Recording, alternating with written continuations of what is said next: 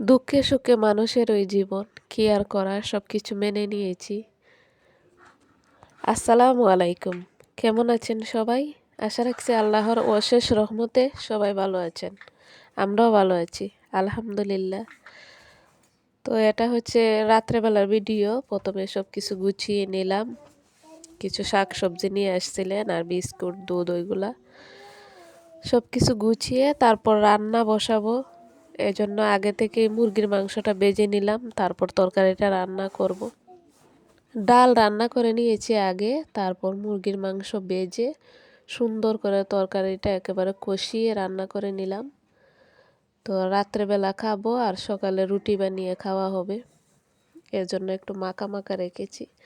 আর একটু ঝুল থাকলে ভালো হতো, কিন্তু আমার ছেলেকে ঘুম পাড়াতে গিয়ে তরকারিটা একেবারে শুকিয়ে গেছে।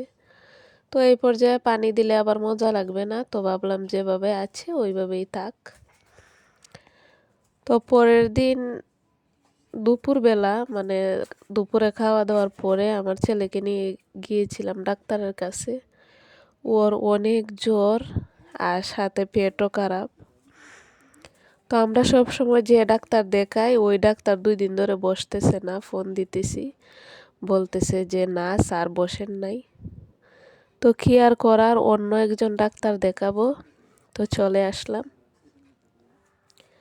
তো ডাক্তার দেখানোর পরে ডাক্তার 2টা টেস্ট দিয়েছে, একটা রক্ত পরীক্ষা আর একটা হচ্ছে আলট্রাসোনোগ্রাফ। তো কি করব, আমার ছেলের রক্ত নিতেছে, ওইদিকে আর কি চিৎকার, ওইদিকে আমার ছেলে কান্না করতেছে, আবার আমিও কান্না করতেছি ওই কান্না দেখে। তো আলট্রা করার সময় অনেক কান্না করেছে। তো পরীক্ষা নিরীক্ষা করলাম, করার পরে আলহামদুলিল্লাহ আলহামদুলিল্লাহ রিপোর্ট ভালো এসেছে। তো ডাক্তার যা ইস্যু করেছিলেন তা কোনো কিছুই না। তো বলতেছেন যে পেটে গ্যাস আর জ্বর আসে, কিছু ইনফেকশন আছে, ওই জন্য জ্বর আসে। তো কিছু ওষুধ লিখে দিয়েছেন, তো ওষুধ এখনো আনা হয়নি। আমাদের বাসার কাছাকাছি একটি মেলা বসেছে, প্রায় 1 মাস থাকবে ওই মেলা। তো আমার মেয়ে আর আমার ছোটো ভাই অনেক দিন ধরে বলতেছে মেলায় যাওয়ার জন্য। তো আমি আবার বলতেছিলাম না, আমার ছেলে অসুস্থ, এখন যাওয়া যাবে না। তো আদিবার আব্বু বলতেছেন সমস্যা নাই, রিপোর্ট তো ভালোই এসেছে, চলো যাই, বাচ্চাদের নিয়ে একটু ঘুরিয়ে আসি। তো মেলায় গেলাম।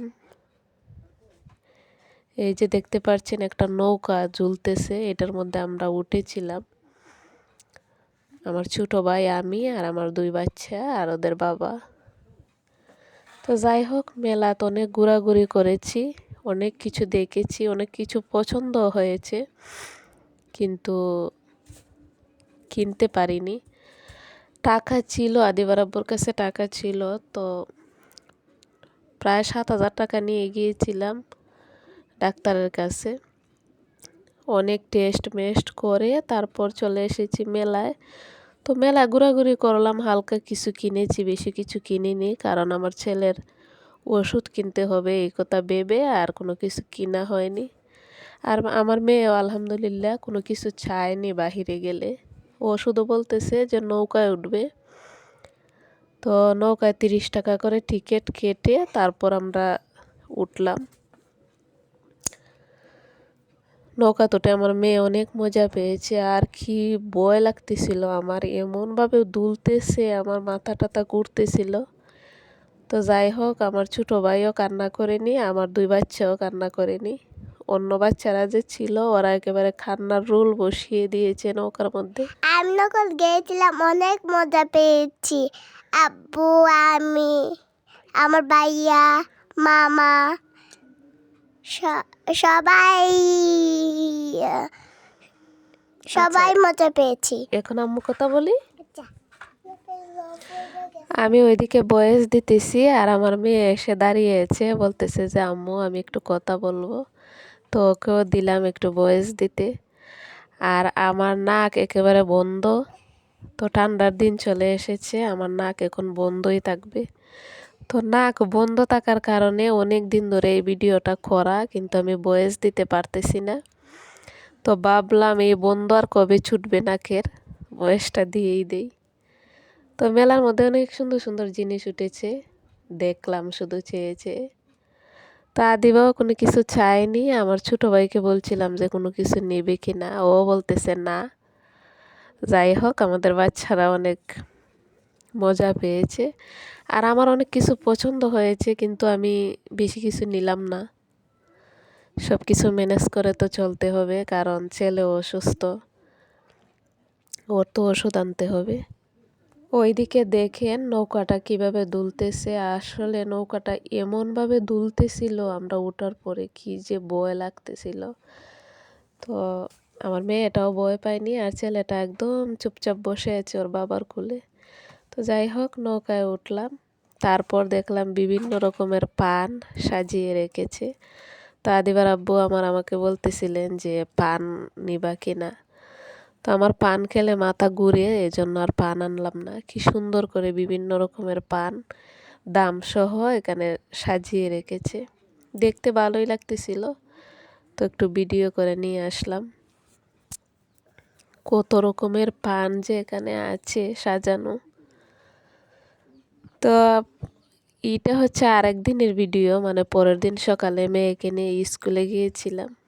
তো দেখলাম একটা আঙ্কেল অনেকগুলা মোরগ নিয়ে আসছেন বিক্রি করার জন্য।